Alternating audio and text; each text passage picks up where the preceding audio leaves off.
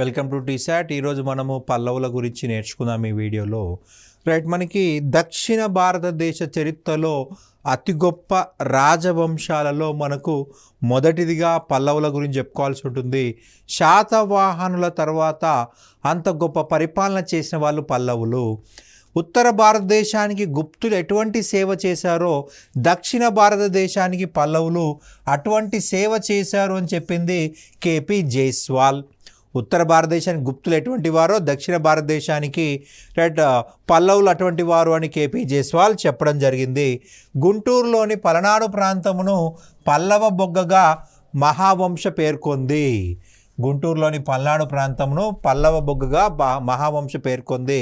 అంతేకాక మంచికల్లు, మైదవోలు శాసనాలు పల్లవులు ఈ యొక్క ప్రాంతంలో లభించడం వల్ల పల్లవుల స్వస్థలం ఆంధ్ర ప్రాంతమని చాలామంది చరిత్రకారులు చెప్పడం జరిగింది. మనకు మంచికల్లు గుంటూరు డిస్ట్రిక్టే, మనకి మైదవోలు గుంటూరు జిల్లానే, సో అందుకే ఆంధ్ర వాళ్ళని చెప్పేసి చెప్పడం జరిగింది.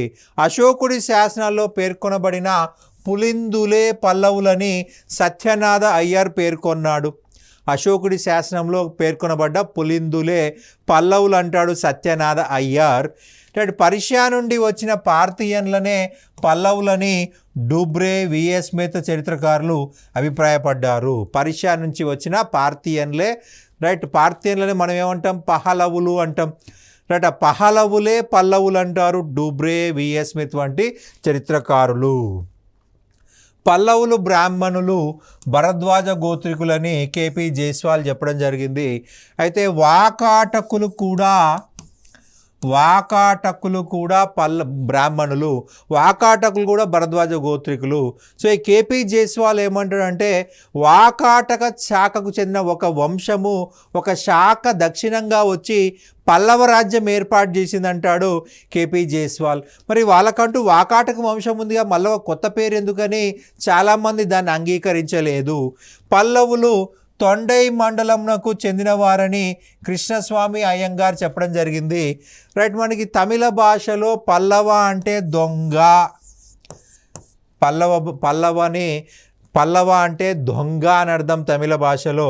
అందుకే ఈ పల్లవులని మా యొక్క పూర్వీకులు అని చెప్పేసి తమిళియన్స్ చెప్పుకోరనమాట. ఎవరు కూడా దొంగల వారసులు అని చెప్పేసి చెప్పుకోరు. పల్లవులలో ప్రాచీన పల్లవులు, నవీన లేదా బృహత్ పల్లవులు అనేటువంటి రెండు శాఖలు ఉన్నాయి. రెండు శాఖలు పల్లవుల మధ్య ఉన్న సంబంధం మనకి క్లియర్గా లేదు. ప్రాచీన పల్లవుల్లో మొదటి పాలకుడు సింహవర్మ, చివరి పాలకుడు నందివర్మ. ప్రాచీన పల్లవుల్లో మొదటి పాలకుడు సింహవర్మ, చివరి పాలకుడు నందివర్మ అని చెప్పాలి.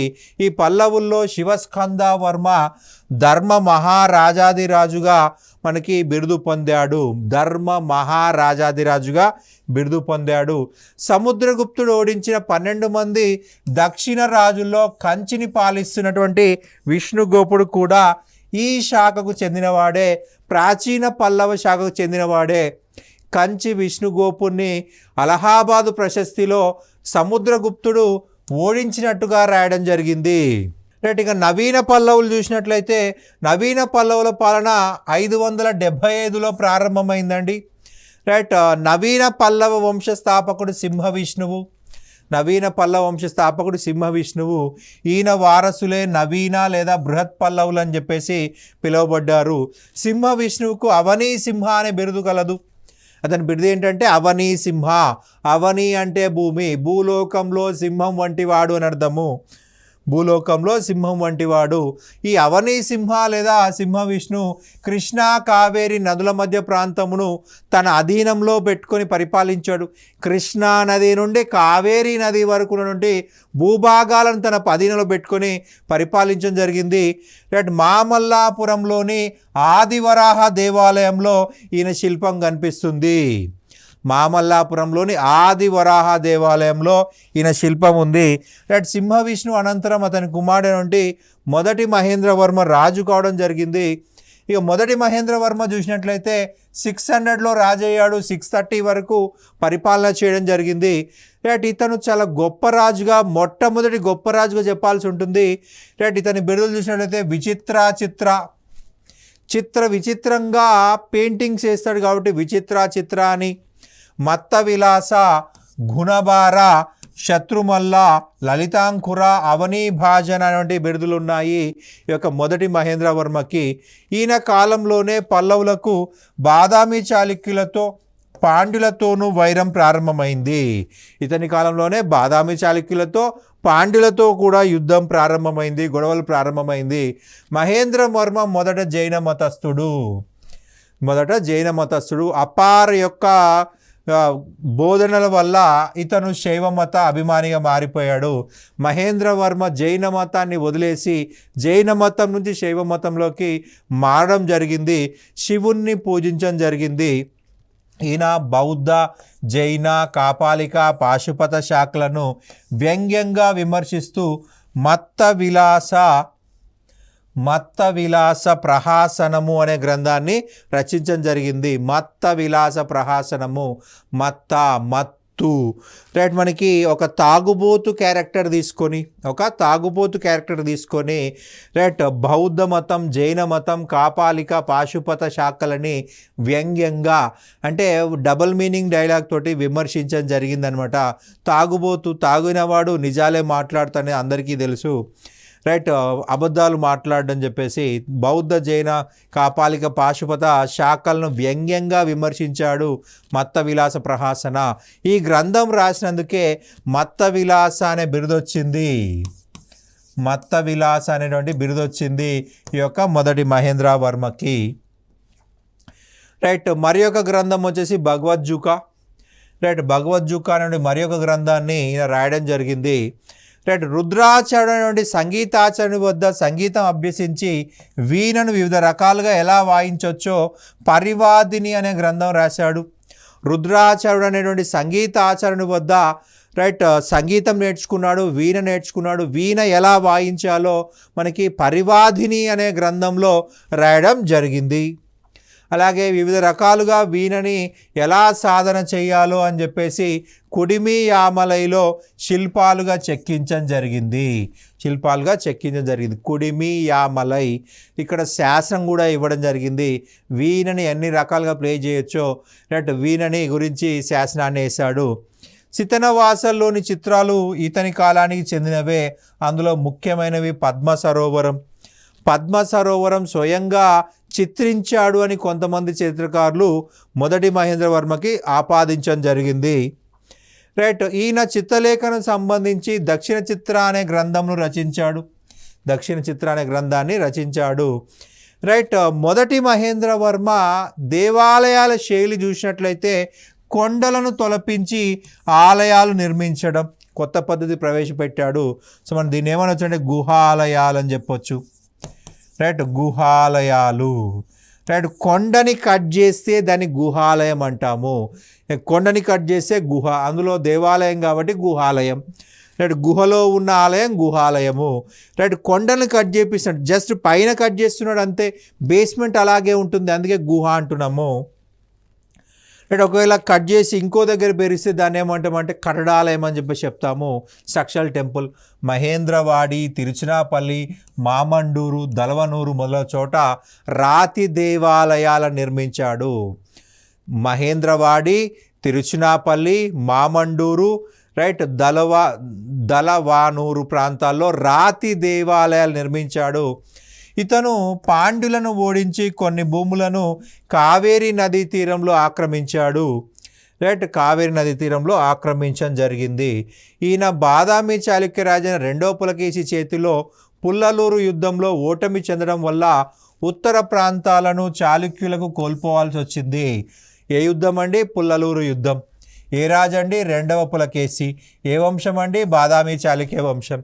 బాదామి చాళుక్య రెండవ పులకేశి చేతిలో పుల్లలూరు యుద్ధంలో ఓడిపోయాడు. పుల్లలూరు యుద్ధంలో ఓడిపోయి ఉత్తర భూభాగాలను, తమిళనాడు ఉత్తర భూభాగాలను కోల్పోవాల్సి వచ్చింది. రైట్. రెండవ పులకేశి ఇతన్ని ఓడించడం జరిగింది. రైట్. ఇతని తర్వాత మరి ఒక రాజు వచ్చేసి మొదటి నరసింహవర్మ. ఈయన పరిపాలనా కాలం 630 నుంచి 668 వరకు. పల్లవుల పాలకులందరిలో గొప్పవాడు, అగ్రగణ్యుడు మొదటి నరసింహవర్మ. చాళుక్య రాజైన రెండవ పులకేశిని మణిమంగళ యుద్ధంలో ఓడించినట్టుగా బాదామి శాసనంలో తెలుస్తూ ఉంది. ఈ బాదామి శాసనంలోనే ఇతనికి బాదామి కొండ అనే బిరుదుంది. బాదామి కొండ అనే బిరుదు రాయడం జరిగింది. రైట్, రెండవ పులకేశిని ఓడించి చంపేశాడు కాబట్టి బాదామి కొండ బిరుదు తీసుకోవడం జరిగింది. రైట్, రెండవ పులకేశికి వ్యతిరేకంగా జరిగిన యుద్ధంలో నరసింహవర్మ సైన్యానికి చిరుతండ పరంజ్యోతి నాయకత్వం వహించాడు. రైట్, నరసింహవర్మ యొక్క సైనిక అధికారి చిరుతండ పరంజ్యోతి యుద్ధంలో రాజ్యం కోల్పోయి కంచిలో తలదాచుకున్న సింహల రాజు మానవర్మ. రైట్, ఈ యుద్ధంలో రాజ్యం కోల్పోయి కంచిలో తలదాచుకున్నటువంటి సింహల రాజు మానవర్మ నరసింహవర్మకు సహాయం చేశాడు. మనకి సింహల శ్రీలంక రాజు మానవర్మ శ్రీలంకను కోల్పోయి ఈయన కంచికి వచ్చాడండి. రైట్, ఈ యుద్ధంలో అంటే మణిమంగళ యుద్ధంలో రైట్ నరసింహవర్మకు సహాయం చేసింది ఎవరయ్యా అంటే మానవర్మ, సింహల రాజు. రైట్, రెండవ పులకేశిని ఓడించడంలో సహాయం చేసిన వ్యక్తి మానవర్మ. ఈయన శ్రీలంక యొక్క రాజు, శ్రీలంకను ఓడిపోయి కంచిలో సెటిల్ అయ్యాడు.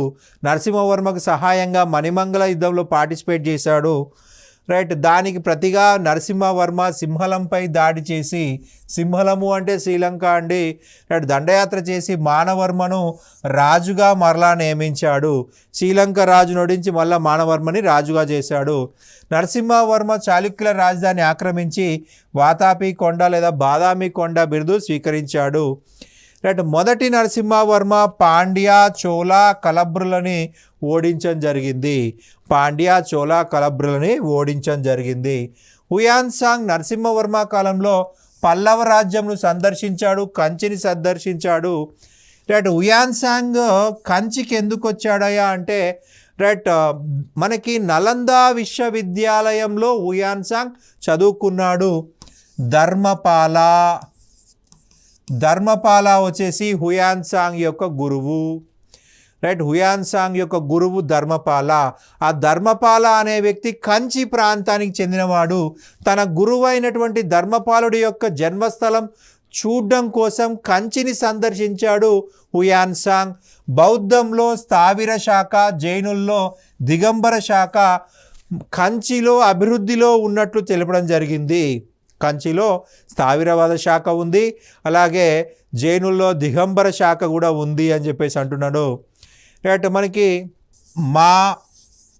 మల్లా అనేది మొదటి నరసింహవర్మ యొక్క బిరుదు. మామల్లా అనేది మొదటి నరసింహవర్మ యొక్క బిరుదు. మామల్లా లేదా మహామల్లా, మహామల్లా అన్న మామల్లా అన్న ఒకడే. రైట్, మొదటి నరసింహవర్మ తన పేరు మీద మామల్లాపురం అనే నగరాన్ని నిర్మించాడు. తన బిరుదైనటువంటి మామల్లా పేరు మీద మహామల్లా, మహాబల అని అర్థము. మల్లా అంటే బల అని అర్థము. మహామల్లాపురం దాన్నే మహాబలిపురం అని చెప్పేసి చెప్తున్నాము. మహాబలిపురంలో 7 అద్భుతమైన పగోడాలు కట్టించాడు. పగోడాలు అంటే రాతి రథాలు. 7 అద్భుతమైన పగోడాలు అంటే రాతి రథాలు. రైట్, పగోడా అంటే రథాలు అన్నమాట. మహాబలిపురంలో ఇతడు వరాహ దుర్గ శిల్పాలు చెక్కించాడు. మనకి ఈ యొక్క ముండారి భాషలో పగోడా అంటే దేవాలయం అని అర్థము. రైట్, మహాబలిపురంలో వరాహ దుర్గా శిల్పాలు చెక్కించాడు. రైట్, మొదటి నరసింహవర్మ కాలంలో ఉన్న ప్రధానమైన కవి భారవి. రైట్, ఈ భారవిని పోషించాడు. ఇతని ఆస్థానంలో భారవి ఉన్నాడు. భారవి రాసిన గ్రంథం కిరాతార్జునీయం. కిరాతకుడు అర్జునుడికి మధ్య జరిగిన యుద్ధమే కిరాతార్జునీయము. రైట్, మహాభారత యుద్ధము అయిపోయిన తర్వాత అర్జునుడికి గర్వం వస్తుంది. ఒంటి చేత్తో నేను మహాభారత యుద్ధాన్ని పూర్తి చేశాను అనే అహంకారం వస్తుంది. ఆ అహంకారాన్ని అణిచివేయడం కోసము శివుడే కిరాతకుడి రూపంలో వచ్చి యుద్ధంలో ఓడిస్తాడు. ఆ స్టోరీయే కిరాతార్జునీయము. భారవి సంస్కృతంలో రాశాడు ఈ గ్రంథమును. భారవి సంస్కృతంలో ఈ గ్రంథమును రాయడం జరిగింది. కిరాతార్జున గ్రంథాన్ని రాశాడు. నరసింహవర్మ అనంతరం అతని కుమారుడైనటువంటి 2వ మహేంద్రవర్మ పరిపాలించాడు. కానీ ఇతడు 2 సంవత్సరాలు పరిపాలించాడు. 668 నుంచి 670. ఈ మధ్యలో ఈయన పరిపాలన చేశాడు. రైట్. చాళుక్య విక్రమాదిత్యుడి చేతిలో ఓటమి చెందాడు. చాళుక్య విక్రమాదిత్యుడి చేతిలో రెండవ మహేంద్రవర్మ ఓడించబడ్డాడు. రెండవ మహేంద్రవర్మ అనంతరము కుమారుని వంటి మొదటి పరమేశ్వరవర్మ రాజయ్యాడు. మొదటి పరమేశ్వరవర్మ రాజు కావడం జరిగింది. రైట్. మొదట విక్రమాదిత్యుడి చేతిలో ఓడిపోయాడు, కానీ తర్వాత కాలంలో విక్రమాదిత్యుడిని ఓడించేసి రైట్ వేంగి ఈ యొక్క కంచి ప్రాంతాన్ని తిరిగి ఆక్రమించేసుకున్నాడు. కంచిని తిరిగి ఆక్రమించుకున్నాడు. మొదటి విక్రమాదిత్యుడు 6 సంవత్సరాలు తన అధీనంలో కంచిని పెట్టుకున్నాడని చెప్పుకున్నాం. రైట్. మొదటి పరమేశ్వరవర్మ 6 సంవత్సరాల తర్వాత ఓడించి లాక్కున్నాడు. రైట్. పరమేశ్వరవర్మ ఉగ్రదండ, రణ రసిక, నగర నాశక, అత్యంత కాయ, చిత్రమాయ, శ్రీభర, గుణభజన, రైట్ రణజయ, విద్యా వినీత, పల్లవ, లోకాదిత్య మొదలగు బిరుదులను ఉపయోగించుకున్నాడు. రైట్. ఈ యొక్క పశ్చిమ చాళుక్యుల్ని ఓడించడం వల్ల ఇంత గొప్ప బిరుదుల్ని ఉపయోగించుకున్నాడు. రైట్. ఇవన్నీ ఇతని యొక్క బిరుదులుగా గుర్తుపెట్టుకోవాల్సి ఉంటుంది. రైట్. రెండవ పరమేశ్వరవర్మ క్రీస్తు శకం 695 నుంచి 722 వరకు పరిపాలించాడు.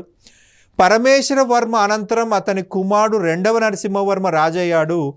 రైట్. ఈ రెండవ నరసింహవర్మనే రాజసింహ అని కూడా పిలుస్తారు. రాజసింహ. ఇతనికి శంకర భక్త, ఆగమ ప్రియ అనేటువంటి బిరుదులు కూడా ఉన్నాయి. శంకర భక్త, ఆగమ ప్రియ అనే బిరుదులు కూడా ఉన్నాయి. రాజసింహ కాలము చాళుక్య పల్లవ ఘర్షణ లేకుండా శాంతియుతంగా కొనసాగింది. యుద్ధాలు లేవు. రైట్. మనకి ప్రపంచ ప్రసిద్ధి చెందినటువంటి కైలాసనాథ దేవాలయమును కంచిలో కట్టింది రెండవ నరసింహవర్మ అని చెప్పాల్సి ఉంటుంది. రెండవ నరసింహవర్మ బిరుదు రాజసింహ. సో కైలాసనాథ దేవాలయం ఏమని పిలుస్తున్నామయ్యా అంటే రాజసింహేశ్వరాలయంగా పిలుస్తూ ఉన్నాము. రాజసింహేశ్వరాలయంగా పిలుస్తూ ఉన్నాము. రైట్. మామల్లాపురంలో తీర దేవాలయం, త్రిమూర్తి కోయిల్, కంచిలో ఐరావతేశ్వరాలయం, పనామలైలో శివాలయములను నిర్మించడం జరిగింది. రైట్. మామల్లాపురంలో తీర దేవాలయం, త్రిమూర్తి కోయిల్, 3 దేవతలు ఉన్నారు కాబట్టి త్రిమూర్తి కోయిల్ అని చెప్పేసి. కంచిలో ఐరావతేశ్వరం శివ దేవాలయమే. రైట్. పనామలైలో శివాలయాన్ని నిర్మించాడు. మనకి యునెస్కో కైలాసనాథ దేవాలయాన్ని ప్రపంచ వారసత్వ సంపదగా గుర్తించడం జరిగింది. మనకి ఈ కైలాసనాథ దేవాలయాన్ని బేస్ చేసుకొని విరూపాక్ష ఆలయం అనేది రైట్ పటడకల్లో లోక మహాదేవి కట్టింది అని చెప్పుకున్నాము. రైట్. దాన్ని కూడా యునెస్కో ప్రపంచ వారసత్వ సంపదగా గుర్తించింది. చాలా చక్కగా నిర్మించబడింది అని చెప్పాల్సి ఉంటుంది. రైట్. ప్రఖ్యాత సంస్కృత పండితుడు దండి ఇతని ఆస్థానంలో ఉన్నాడు. రైట్. దండి రాసిన గ్రంథము దశకుమార చరిత్ర.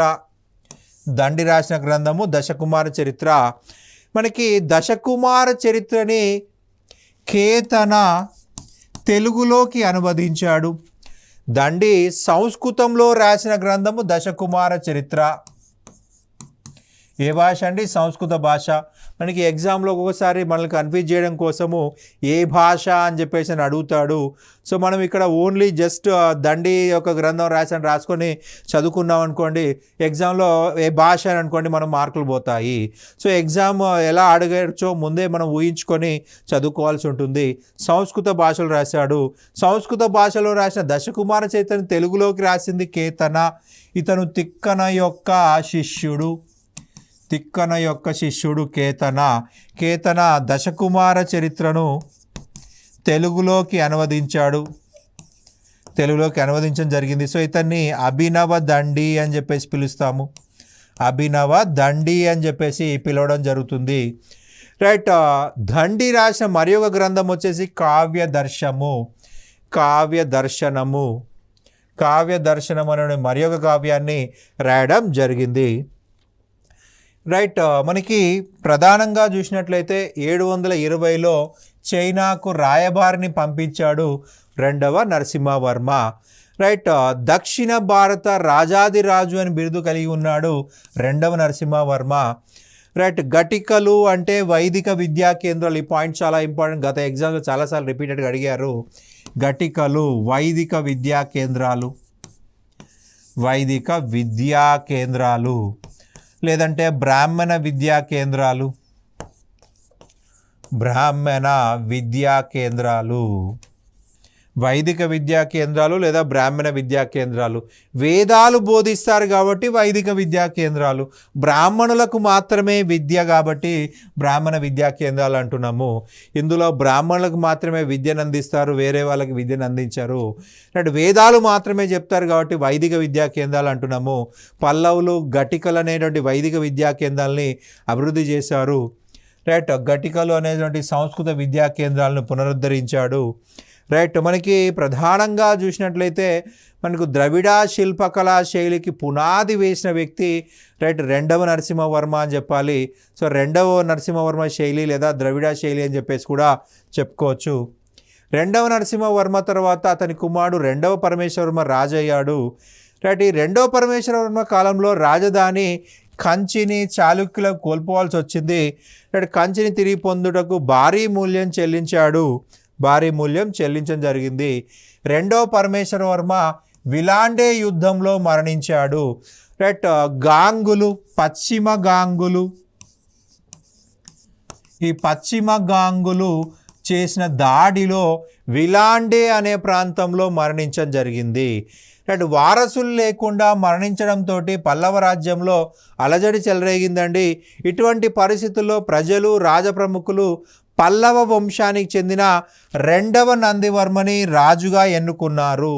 రెండవ నందివర్మని రాజుగా ఎంపిక చేసుకొని జరిగింది. రైట్. రెండవ నందివర్మ అనేక దండయాత్రలు ఎదుర్కొన్నాడండి. 65 సంవత్సరాలు సుదీర్ఘ పాలన చేయడం జరిగింది. రైట్. 65 సంవత్సరాలు పరిపాలించాడు. రెండవ నందివర్మ చిత్రమాయ, పాండ్య, చేర, సబల సహాయంతో రైట్ ఎదిరించడం జరిగింది. అయితే ఉదయచంద్ర అనే సైన్యాధిపతి వలన ఓడించాడు. రైట్. ఉదయచంద్ర అనే సైన్యాధిపతి వలన చిత్రమాయ, పాండ్య, చేర సభలను ఓడించాడనమాట. రైట్. క్రీస్తు శకం 733లో రెండవ విక్రమాదిత్యుడనే చాళుక్యరాజు కంచిపై దండయాత్ర చేసి కంచిని దోచుకున్నాడు. కానీ రైట్ కంచిలోని కైలాసనాథ దేవాలయానికి, బ్రాహ్మణులకి అనేక దాన ధర్మాలు చేశాడు.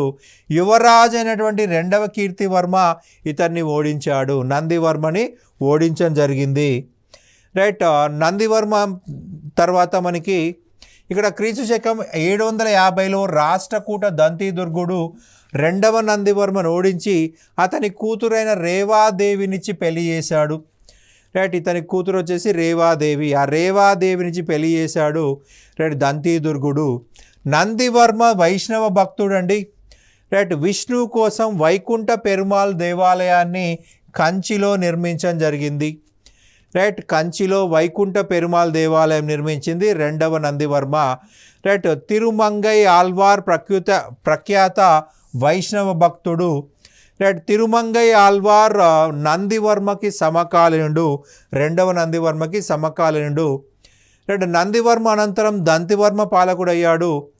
రైట్. ఈ దంతివర్మ రెండవ గోవిందుడు ఓడించాడు. రాష్ట్రకూట రెండవ గోవిందుడు దంతివర్మను ఓడించాడు. దంతివర్మ తర్వాత మూడవ నందివర్మ రాజయ్యాడు. మూడవ నందివర్మ కాలంలో పెరుందేవార్ మహాభారతంను తమిళంలోకి అనువదించాడు. ఈ పాయింట్ మనకు చాలా చాలా ఇంపార్టెంట్ ఎగ్జామ్ పాయింట్ ఆఫ్ వ్యూలో. తమిళ భాషలోకి మహాభారతము లేదా భారతాన్ని అనువదించింది ఎవరు అంటారు? పెరుందేవార్. ఎవరి కాలంలో? మూడవ నందివర్మ కాలంలో అనేది గుర్తుపెట్టుకోవాల్సి ఉంటుంది. రైట్. మూడవ నందివర్మ అనంతరము అతని కుమారుడు నృపతుంగవర్మ పాలకుడైనాడు. రైట్. తన తండ్రి ఓటమికి ప్రతిగా పాండ్యరాజు శ్రీమారను ఓడించాడు. రైట్. ఈ యొక్క శ్రీమారని ఓడించడం జరిగింది. నృపతుంగవర్మ యొక్క సవతి సోదరుడు అపరాజిత వర్మ. ఈ అపరాజిత వర్మ అనేవాడు ఆదిత్య చోళ సహాయంతో నృపతుంగవర్మను చంపేయించి అపరాజిత వర్మ రాజైపోయాడు. రైట్. అపరాజిత వర్మ వచ్చేసి నృపతుంగవర్మ యొక్క సవతి సోదరుడు, దాయాది అని చెప్పుకోవాల్సి ఉంటుంది. రైట్ ఆదిత్య చోళుడి సహాయంతో రైట్ నృపతుంగవర్మను చంపేయించి రైట్ చోళ రాజ్యానికి రాజయ్యాడు. క్రీస్తు శకం 880లో చోళుల సహాయంతో పాండ్యులను శ్రీపురంబియం యుద్ధంలో ఓడించడం జరిగింది. 885లో ఆదిత్య చోళుడు అపరాజిత వర్మను సంహరించి రాజ్యమును ఆక్రమించడంతో చోళుల పాలన ప్రారంభమైంది. ఇక పల్లవుల యొక్క ముఖ్యమైన అంశాలు చూసినట్లయితే పల్లవులు సాంప్రదాయ రాజరికాన్నే పాటించడం జరిగింది. పల్లవులు వైదిక మత అభిమానులు. రైట్ వీళ్ళ అధికార భాష సంస్కృతము. రైట్ పల్లవుల రాజలాంఛనము వృషభము. రైట్ రాజధ్వజము కటాంగము. రైట్ మనకి వీళ్ళ పరిపాలన చూసినట్లయితే రాజ్యాన్ని రాష్ట్రాలుగా, కొట్టాలుగా, గ్రామాలుగా విభజించారు. వ్యాపతుడు అనేవాడు రాష్ట్ర పాలకుడు, రాష్ట్రాన్ని పరిపాలించేది వ్యాపతుడు. రైట్ భూమి శిస్తు ప్రధాన ఆదాయం అని చెప్పాల్సి ఉంటుంది. మనకి గుర్తుపెట్టుకోండి, భారతదేశ చరిత్రలో మౌర్యుల దగ్గర నుంచి మొఘల్స్ వరకు ప్రతి ఒక్క రాజవంశానికి ప్రధాన ఆదాయ వనరు అంటే భూమి శిస్తే. పల్లవుల కాలంలో 1/6 నుండి 1/10 వంతు వరకు వసూలు చేసేవారు. మనకి ఈ పర్సంటేజ్ అనేది రాజ్యానికి మారుతూ ఉంటుంది, అంతేగాని రైట్ ప్రధాన ఆదాయ వనరు మాత్రం భూమి శిస్తే అని గుర్తుపెట్టుకోవాలి. రైట్ చైనా, ఆగ్నేయ ఆసియా దేశాలతో వర్తక సంబంధాలు కలిగి ఉన్నారు. మామల్లాపురం, నాగపట్నం ప్రధానమైన ఓడరేవులు. రైట్ కంచి గొప్ప విద్యా కేంద్రంగా అభివృద్ధి చెందిందండి. పల్లవులు సంస్కృత విద్యా కేంద్రాలు అనేటువంటి ఘటికలను పిలిచేవాళ్ళు. తమిళ భాష కూడా అభివృద్ధి చెందింది. తేవారం, తిరువాచకం, నలజీరా, దివ్య ప్రబంధం మొదలగు తమిళ రచనలు చేయబడ్డాయి. రైట్ 1000 భక్తి గీతాలు కలిగిన తేవారం నయనార్లకు, 4000 భక్తి గీతాలు కలిగిన నలజీరా దివ్య ప్రబంధం ఆల్వార్లకు సంబంధించింది. నయనార్లు 63 మంది శివభక్తులు, 12 మంది ఆల్వార్లు విష్ణు భక్తులు. 12 మంది ఆల్వార్లు విష్ణు భక్తులు, 63 మంది నయనార్లు శివ భక్తులు. శైవ భక్తిని ప్రచారం చేశారు. శ్రీకాళహస్తిలో ఒకే దగ్గర 63 మంది నయనార్ల విగ్రహాలు కనిపిస్తాయి. శైవ వైష్ణవ శాఖలు బాగా అభివృద్ధి చెందాయి. అపార్, సంబందార్, సుందరమూర్తి, మాణిక్యవాచకర్ మొదలైన వాళ్ళు నయనారులు. రైట్ అపార్ అనేవాడు అత్యంత గొప్ప వ్యక్తి మిగతా 63 మందిలో. రైట్ తిరుమంగై, ఆల్వార్లు పల్లవుల కాలానికి చెందినటువంటి ముఖ్యమైనటువంటి ఆల్వార్లుగా చెప్పాలి. పల్లవుల కాలంలో నానాదేశీ, మణిగ్రామ అనేటువంటి వర్తక సంఘాలు ఉన్నాయి. పల్లవుల కాలంలో 18 రకాల పన్నులు ఉండేవి. వీటిని అష్టాదశ పరిహార అన్నారు. 8, దశ 10, 18, 16 పరిహారములు ఉన్నాయి. రైట్ తిరుపతి, శ్రీరంగం, కంచి మొదలైనవి ముఖ్యమైన పుణ్యక్షేత్రాలుగా చెప్పాల్సి ఉంటుంది. వాస్తు శిల్పకళా రీతిలో ఎక్కువగా రైట్ వీళ్ళు పల్లవులతోనే ప్రారంభమైందని చెప్పాలి. దక్షిణ భారత శిల్ప చరిత్ర పల్లవులతోనే ప్రారంభమని విఏ స్మిత్ అభిప్రాయపడ్డాడు. దక్షిణ భారతదేశంలో శిల్ప చరిత్ర, శిల్పాల నిర్మాణం అనేది పల్లవులతో స్టార్ట్ అయిందని విఏ స్మిత్ చెప్పడం జరిగింది. శాతవాహనులు, ఇక్ష్వాకుల శిల్పకళే పల్లవుల కాలంలో ద్రవిడ శిల్పకళగా పరిణామం చెందిందని పెర్సీ బ్రౌన్ అభిప్రాయపడ్డాడు. మనకి శిల్పకళ గురించి ఎవరైనా స్టేట్మెంట్ చూసినట్లయితే ఖచ్చితంగా అది ఫస్ట్ ఆన్సర్ది, లేకపోతే పెర్సీ బ్రౌన్ పెట్టాలి. అత్యధికముగా శిల్పకళ పైన పరిశోధనలు చేసిన వ్యక్తి పెర్సీ బ్రౌన్. ఇక పల్లవుల శిల్పకళని 4 దశలుగా విభజించవచ్చు. మహేంద్రవర్మ శైలి, మామల్లా శైలి, రాజసింహ శైలి, నందివర్మ శైలి. సో మనకి మహేంద్రవర్మ ఏం చేశాడంటే కొండలని కట్ చేయించాడు, గుహాలయాలు నిర్మించాడు. ఇసుక, మట్టి, కలపని లేకుండా రైట్ కొండని కట్ చేసి రాతి స్తంభాలను నిర్మించాడు. స్తంభ మండపాలు, పరిమిత శిల్ప అలంకరణ మనకి కనిపిస్తాయి. రైట్ మామల్లా శైలిలో గుహాలయాలతో పాటు ఏకశిలా నిర్మాణాలు ఉన్నాయి. మహాబలిపురంలో పంచపాండవ రథాలు, రైట్ 10 మండపాలు మామల్లా శైలికి ముఖ్యమైనవి. రైట్ ధర్మరాజు రథం చాలా పెద్దది. అర్జునుడిది చాలా ఎక్కువగా అలంకరించబడినది. ఎగ్జాంపుల్ కింద చెప్పుకోవాలి. రైట్. ఇటుకలు రాయిని కలిపి నిర్మాణాలు చేయటం రాజసింహ శైలిలో. దానిని రెండవ నరసింహవర్మ లేదా రాజసింహ ప్రారంభించాడు. మనకి అంతరాలయం, గర్భగుడి, అసంఖ్యాక శిల్పాలు, వివిధ అంతస్తులు కలిగి ఉండటం ఇతర లక్షణాలు అన్నమాట. అంతరాలం ఉంటుంది, గర్భగుడి ఉంటుంది, అసంఖ్యాక శిల్పాలు ఉంటాయి, వివిధ అంతస్తులుగా ఉంటాయి. రైట్. ఇక చివరిగా చూసినట్లయితే నందివర్మ శైలి. రైట్. నందివర్మ అపరాజిత వర్మ కాలంలో ఈ కరడాలు వస్తాయి. కంచిలో ముక్తేశ్వరాలయం, మాతంగేశ్వరాలయం, గుడిమల్లంలోని పరశురామేశ్వరాలయం, గుడిమల్లంలోని పరశురామేశ్వరాలయం, తిరుత్తణిలోని విరుత్తనేశ్వరాలయం మొదలైనవి ఈ శైలికి సంబంధించినటువంటి చిత్రాలుగా చెప్పాలి. రైట్. పల్లవుల కాలంలో అనేక అద్భుత శిల్పాలు చెక్కబడ్డాయండి వివిధ దేవతామూర్తులకు సంబంధించి. పల్లవ శిల్పాల్లో గంగావతరణ శిల్పం అనేది లేదా అర్జునుని తపస్సు శిల్పం అనేది చాలా అద్భుతమైంది. రైట్. ఇది మహాబలిపురంలో ఉంది. రైట్. చిత్రకళ కూడా పల్లవుల కాలంలో విశేష ఆదరణ కలిగి ఉంది. రైట్. సితనవాసల్, మామండూరు, వైకుంఠ పెరుమాల్, ఆదివరాహ గుహల్లో పల్లవుల యొక్క చిత్రకళ కనిపిస్తుంది. రైట్. ఇక చివరిగా చూసినట్లయితే వాస్తుకళ, వాస్తుశిల్పకళలో నూతన ఒరవడి సృష్టించినటువంటి పల్లవులు దక్షిణ భారతదేశ చరిత్రలో తమకంటూ విశేషమైన స్థానాన్ని సంపాదించుకున్నారు. ఇది మనకు పల్లవులకు సంబంధించినటువంటి సమగ్ర సమాచారము. మనకి ఎగ్జామ్ పాయింట్ ఆఫ్ వ్యూలో ఖచ్చితంగా ఈ యొక్క దేవాలయాల గురించి, శిల్పకళ గురించి, చిత్రకళ గురించి అడిగే అవకాశం ఉంటుంది. రైట్. Thank you.